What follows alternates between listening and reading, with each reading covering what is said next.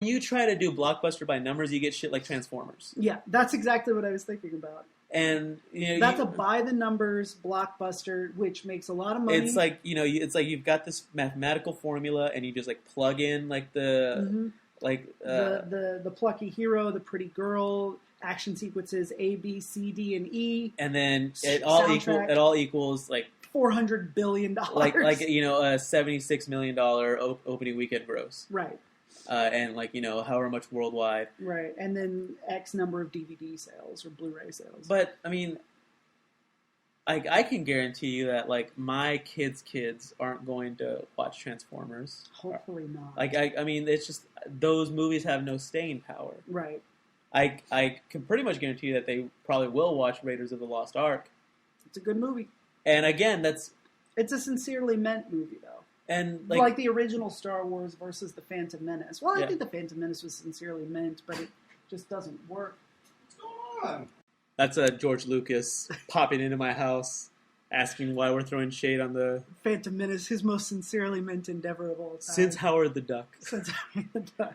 But yeah, I think that sincerity is a big deal. And that's, again, Wreck-It Ralph is a very sincere film. It's sincerely meant. It's just like the Khaleesi said all those weeks ago, sincerity is coming back in a big way. I hope so.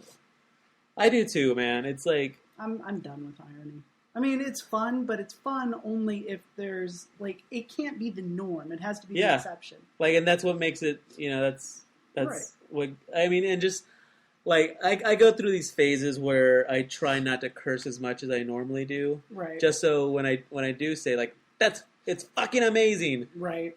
People, like, it'll register, like, oh, like, that's out of the norm for him to say something like that. Right. It must be a really big deal. Yeah, yeah.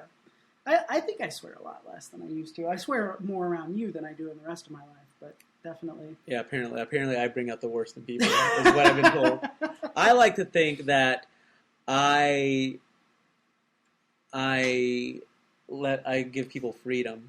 There you go. People feel like they've got permission around you. People can say things that they normally wouldn't say in front of other people because they know I won't judge them because they know I've probably said a lot worse. Maybe that's all it is. I mean, I don't know. Yeah, I can't speak for other people, but anytime I get around you or Daryl, it's different, and I think that has a lot to do with our friendship. It's not like, oh, Sergio's in the room, I'm going to say the fuck word 30 times.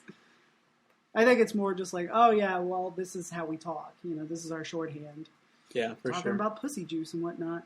And what have you. Yeah, I can't talk about that with my grandma or my nephew yet. I remember one time you asked me, how do you say calm down in Spanish?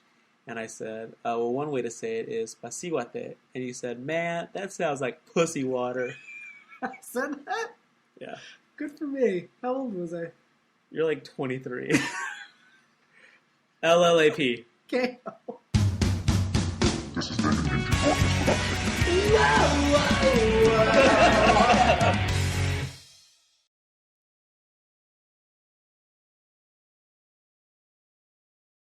What kind of pictures are you looking at? My nephew. Ew, nasty.